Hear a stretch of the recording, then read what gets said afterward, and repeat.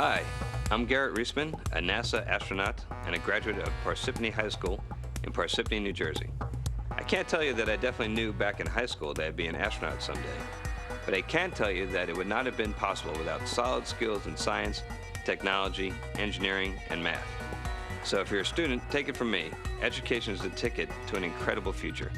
What you learn today can help you reach for the stars tomorrow.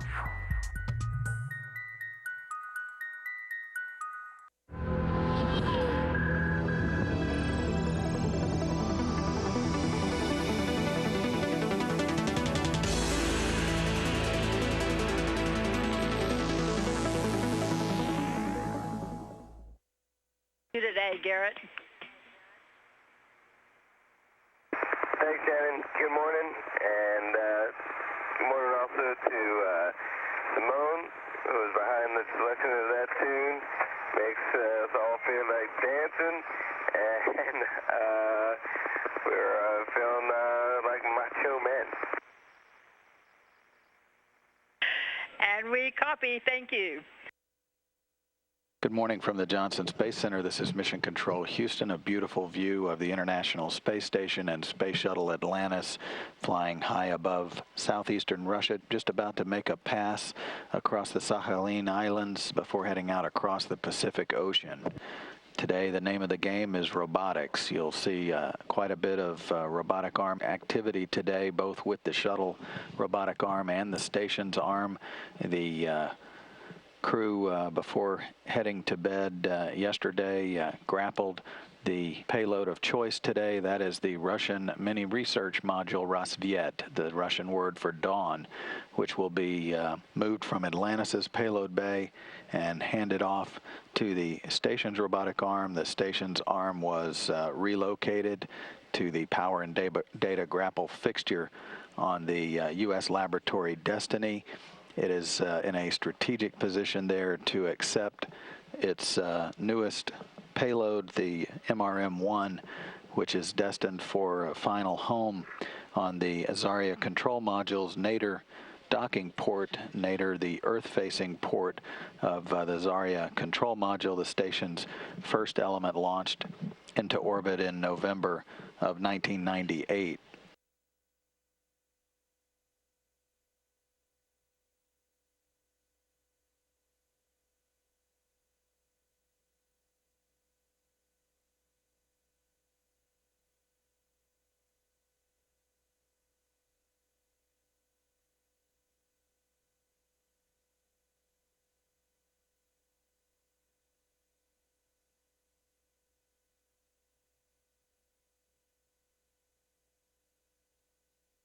Pull over release for 40 seconds. I'll take it off.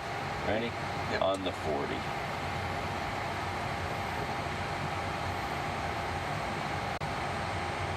This is just releasing the locks to it. I got barber pole over barber pole. It looks like it released. It actually moved. And barber pole over release. Take the switch to off. Demate. That's just this one, and I should get released.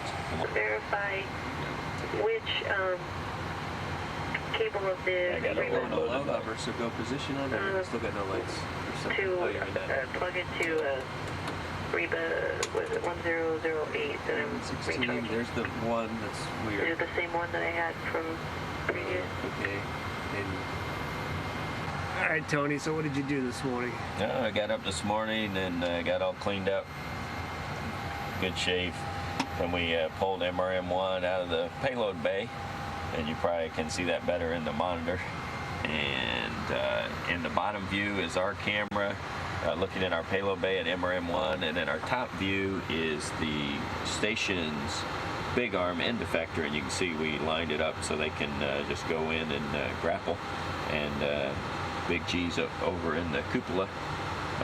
Flying the big arm, he's going to grapple the module and plug it into the bottom of the space station. And Big G on the big loop. The SRMS has MRM-1 at the handoff position with the brakes on. We go for grapple. Okay, copy that, Hawk, and we'll get busy on that. The MRM is now in a position for handoff to the station's robotic arm, the end effector for the SSRMS, or the Canadarm2 off to the left. The location where the shuttle arm is currently grappled, that is a small airlock that will be used later in assembly of the station when the Russian partner delivers a multipurpose laboratory module, the MLM, which is slated to launch in a couple of years on a Proton rocket. This small airlock will be used for conduct of experiments in the vacuum of space. For Bueno, term at 48, and you have a go for the bag number 9, the number 9 fill.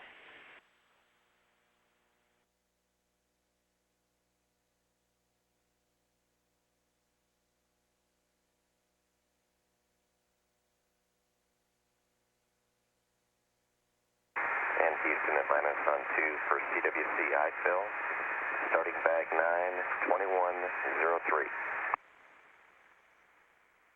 Copy, Bueno, 2103.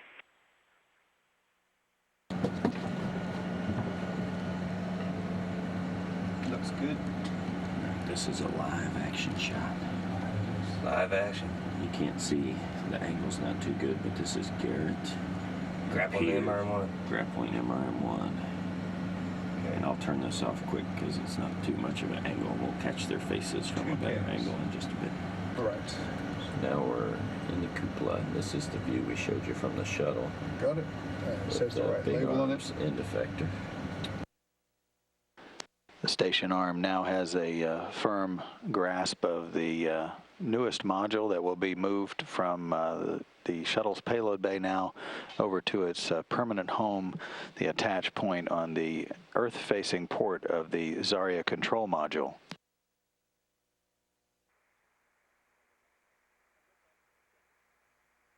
The shuttle's arm will be moved to a safe distance, backing away from the MRM-1.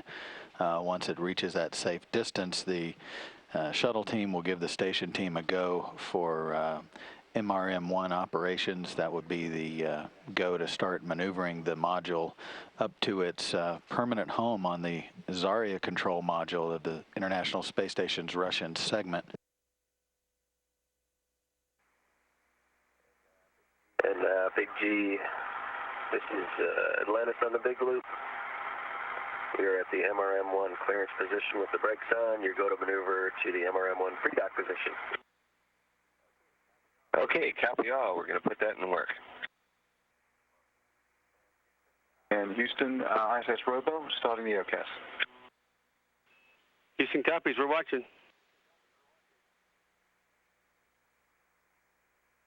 And this is roughly a 20-minute maneuver that will reposition the Rassvet module at its pre-install position. The module has a number of components on the outside destined for future use at other locations on the International Space Station, including some debris shielding for the new Russian laboratory module slated for launch in 2012.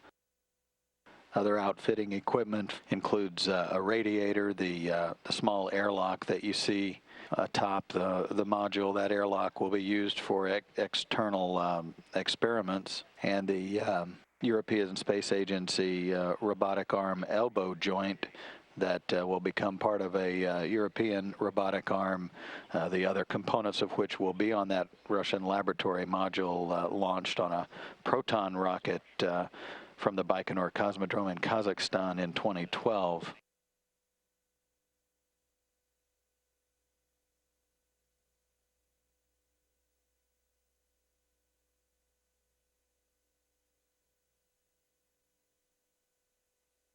The new work site for the robotics of the International Space Station inside the cupola, which is a multi-window port on the International Space Station. The robotic workstation now located in that cupola as the MRM-1 continues in its path to its home on the Russian segment of the International Space Station. The MRM-1 has a diameter of just under 8 feet, and it has a length of 20 feet with a pressurized volume of 614 cubic feet and a habitable volume of 207 cubic feet. Once installed on the International Space Station, the overall complex will have a habitable volume of 12,705 cubic feet with a pressurized volume of 29,500 cubic feet.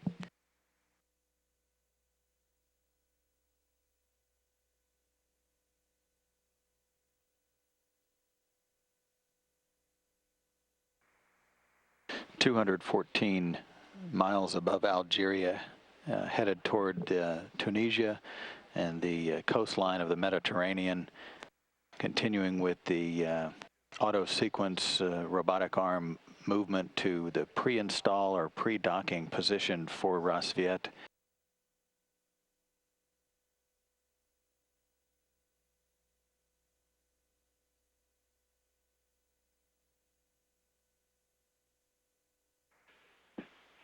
Station Houston, big loop for robotics. Whenever you guys are ready, you have a go. That's go number 3 and 9.2. That's right, copy that. We are go for go 3 in work. Yeah, the crew now is in the process of activating the docking mechanism on the Rassvet module, the extension of the probe, the first contact with the docking mechanism on the station side.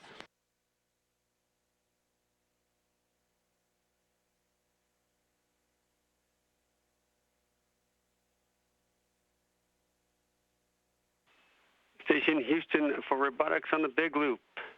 All those TV cameras are configured correctly down here. You have a go for docking of MRM-1. Wow, Swanee. Okay, we got a go for docking MRM-1. And let you know we have a great view of the docking camera on our RWS monitor. Wonderful.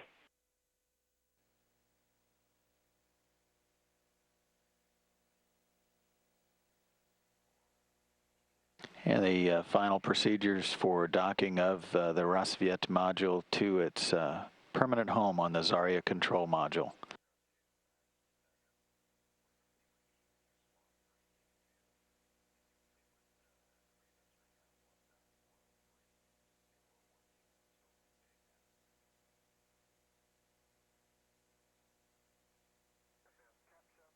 Capture. Copy. Contact 2. Copy. And Houston, ISS Robo. We looked like a pretty good docking. We never got contact 1, straight down the middle, and got capture and contact. Houston copies. We see you in step 13.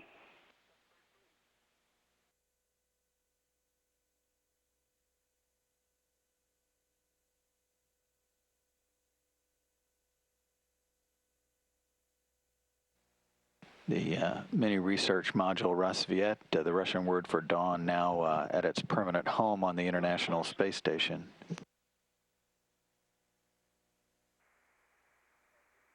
And Houston Atlantis for OBS on berth. We're in step 2.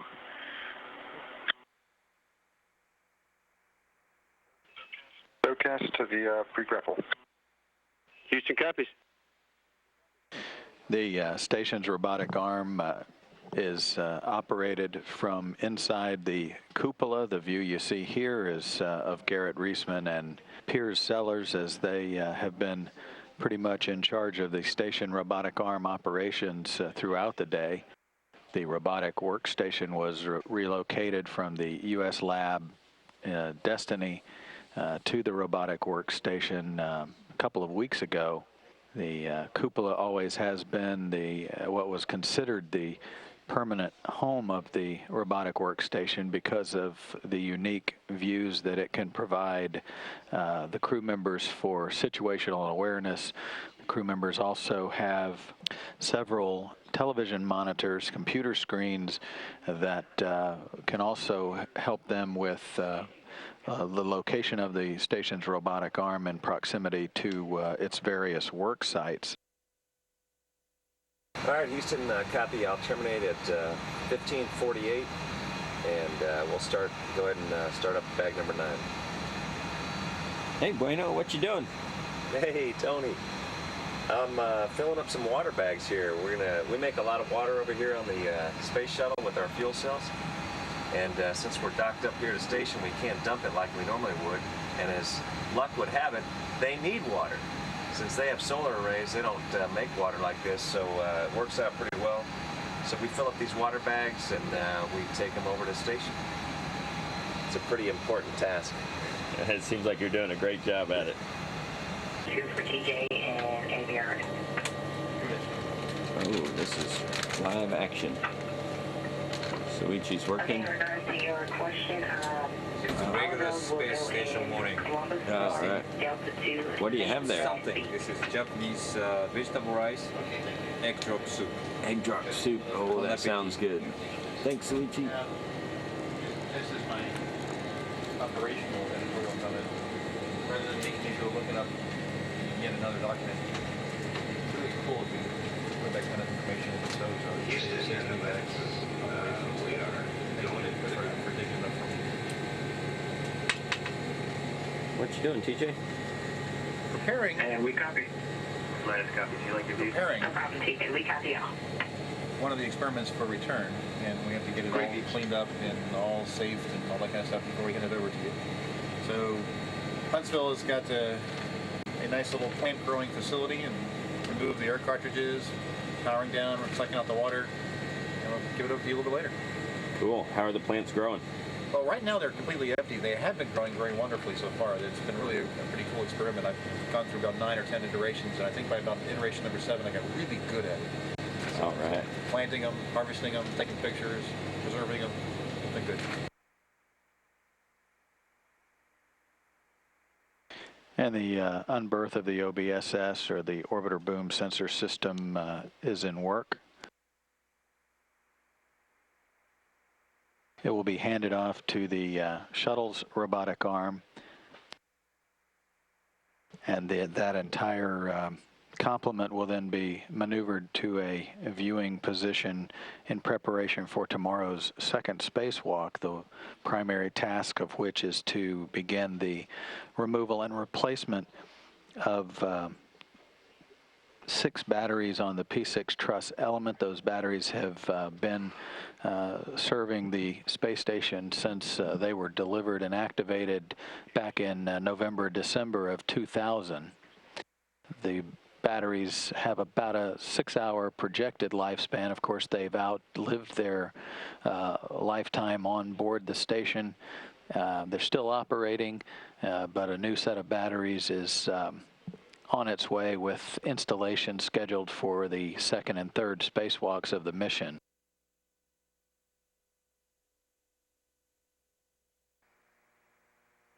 Shuttle pilot Tony Antonelli now under control of the shuttle's robotic arm, beginning the process of moving it in to grapple the orbiter boom sensor system, the grapple fixture on that boom. It'll take it away from the station arm and move to a viewing location in support of tomorrow's spacewalks.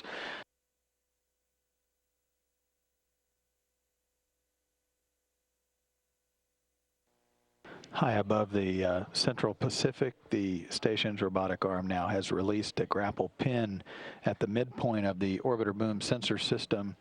That boom now under electrical power and control of the shuttle's robotic arm. And the station robotic arm now being moved to a safe location away from the orbiter boom sensor system. The shuttle's arm now firmly grasping the OBSS as it will be repositioned a little bit later to support activities ahead of tomorrow.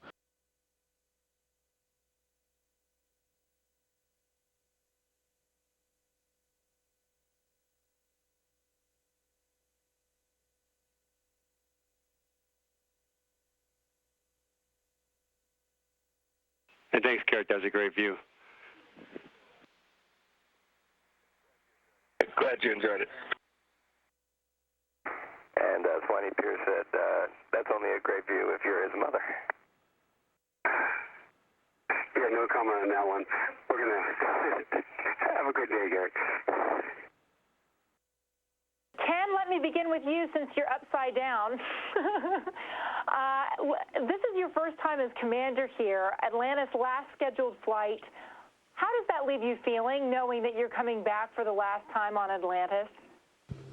Well, it's a fantastic experience, and as a crew, what we're coining this flight is the last flight of Atlantis, because obviously there is some potential for that great ship to fly again. But she served us very well so far. We're having a ball up here, and we couldn't be happier with her performance. And we'd like to say thanks again to the entire team that put her together, ready to fly again for us.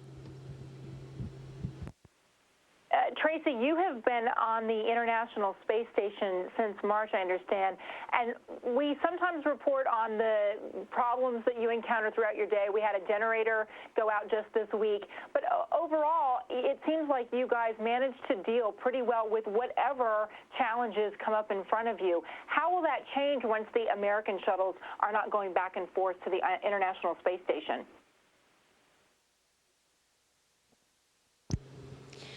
Well, I think NASA and our partners, we rise to the occasion, and whatever challenge comes our way, we've got lots of people, lots of bright people that are committed to making this work, and exactly how depends on the problem. But we still have vehicles coming up and down. It just puts our creative minds to work, exactly how we're going to best utilize those resources. Well, for instance, the main mission for this Atlantis shuttle was bringing up a very large component for the International Space Station. Do you not foresee any sort of instance where you're going to need a component that's so big that it exceeds what the Russians can bring up? Well, with the addition of MRM-1, that completes the station assembly as far as the large components go. And so there's nothing planned right now, but there's many spares on board. There's not much large-scale objects that fit in the payload bay that have been scheduled to come up. So I think that right now we're in a safe position. So let me bring in mission specialist Piers Seller. Piers, I want to ask you, you have a PhD in ecology, and we've been seeing some incredible images from space of that Gulf oil slick. Can you just give me your perspective, having a background in ecology, what it's like for you to see that kind of ecological disaster? Well, I got to report to my boss that I didn't see the oil slick because I was so busy working. I'm sorry to miss it, but we have seen it, you know, on TV before we came up here. You know, these things aren't good. When you fly around the planet a few times, you get to see the thumbprint of man all over the place. Most of it good, you know, cultivation, cities, most of them clean, and sometimes bad. You know, a lot of biomass burning and pollution. But we're optimistic. I think that people will eventually learn to look after the planet. And by the way, what is that, Piers, on your leg? Is that a book that you're holding, strapping to your leg? It's my brain. This is a notebook of everything my instructors tried to teach me before I left, and I couldn't remember it all, so it's all written down there. And some of it I can't read, but it actually gets me through the days. And we all have one. I'm the only one brave enough to wear it. I'm sure it takes real talent to be able to find what you need in a heartbeat. All right, last question here to Garrett, the spacewalker out there. Have you managed to go out and have a sense of accomplishment? I mean, this is something I'm sure when you have grandchildren and great-grandchildren, this is going to be the story that Grandpa Garrett was out walking in space. It must leave you with such a feeling of accomplishment. There is really nothing like it, I have to be honest with you. Spacewalking is, in my experience, the most outlandish thing I've ever gotten to do, and I'm very grateful for the opportunity. Actually, when I first became an astronaut, they looked at how short I am. I'm 5'4", and they when I talked about doing spacewalks, they laughed at me. And here I am today after having gotten out there yesterday. And Steve and I really worked hard out there yesterday, especially Steve. He had the lion's share of the burden out there, and we managed to accomplish pretty much everything and then some that we set out to do. And we had some difficult moments. We had a connector that was stubborn. And one of the things I'll always remember is when we finally solved that problem and got that connector hooked up, it was a sense of elation that was difficult to describe. But I was glad to shake Steve's hand up there and share the moment. It was a good feeling. Ken and Piers, let me start with you. What's it like up there right now? Wolf, it's absolutely fantastic. The place is much bigger than last time I was here, which was only 2 years ago. I'm not sure why it feels so much bigger. Maybe it's the node and the cupola alone. The cupola is this large glass dome we have that looks down on the Earth. And being inside of there and seeing the entire horizon of the Earth all at once just makes this entire place feel bigger. And it's absolutely fantastic. We're having a ball. Hey, Wolf, I was here 4 years ago, and this place was about 1/3 the size. And I got to tell you now, you can lose people in this place now. It's really huge. So if you came on up here, people probably wouldn't notice for a week. Let's talk a little bit about how it feels, and I'll have Tracy weigh in, to be on this last shuttle.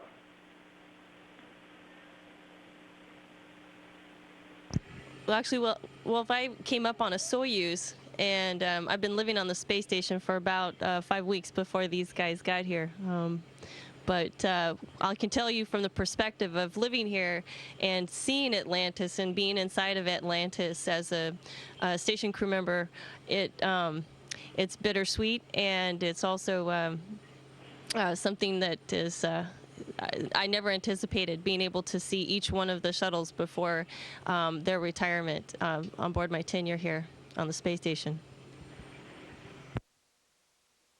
This is the last Atlantis shuttle mission as we go forward. I also want to bring in Garrett Reisman. You actually do the spacewalks. How scared are you when you get out of that shuttle, out of that space station, and actually go outside? I'm terrified, Wolf. Actually, the thing is, I'm one of 3 spacewalkers. The other 2 fellows are preparing to go outside tomorrow, so they can't be with us now. But it is something that we train really hard for. And the way I describe it is a strange combination of the familiar and the outlandish. And what I mean by that is we train so much in this big pool in Houston that when we're at our work site and we have our tools and we're looking at the bolts we're supposed to turn, it feels just like being in that pool, and we feel very comfortable, very familiar. But then you look over your shoulder and the whole world is flying by, and you can see the entire east coast of the United States in a single glance. And that is something you can't prepare for in a pool, and that is outlandish, and it is unbelievable. I want to bring the 2 Russian cosmonauts into this conversation. Oleg, first to you. When you look out, are you able to see this oil spill that's engulfing some of the Gulf of Mexico right now? We spent a lot of time reporting on that. And are you also able to see any of that volcanic ash from the volcano in Iceland that's disrupting air traffic in Europe? First of all, about the oil, I'm just 30 minutes ago we passed over the Mexican Gulf, and we took a lot of pictures of this oil spot on there, and believe me, it's very scared. That's not good, and that really feel not good about that. And so that's about the ash. Yes, we can see ash about the Europe. It's especially in the evening hours when there's a low angle of sun and we see the atmosphere is not clear as usual in this time of year. So, but we cannot see the volcano itself by itself. But many ecological problems we can observe and monitor from this space station. For example, fires, some flooding, and some poisoning of nature. So it's very useful from this perspective. Thank you. And Alexander, very quickly, when you see this cooperation with the Americans, you must be pretty pleased by this.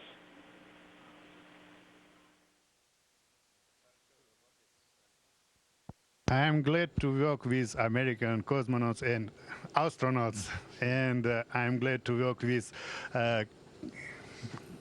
shuttle's crew. And I know very good Ken Ham, and I am proud to work with him. What about the rest of it? Here's looking port into the jam. See Tracy. You can see Piers and Nisha. No, that's Sasha. Back there behind Tracy's here. They're just finishing up a press conference. Discussing their answers. We don't get NASA TV up here, so I didn't hear what their answers. I didn't hear the answers or the questions. All right, I can't believe we haven't put this in Flight Day highlights. This is definitely one of the highlights. This is, of course, the cupola. And we are, of course, the camera's going to get overexposed here.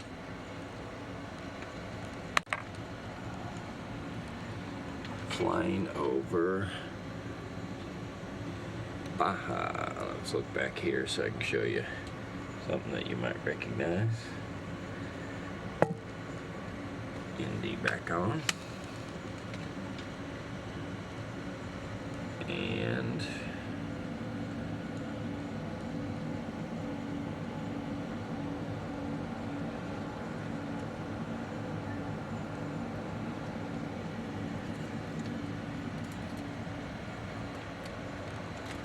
this was where Piers and Garrett were earlier filming, where we tried to film them with MRM-1, but it's hard to get in here with the video camera with them in there flying. But just looking at the horizon.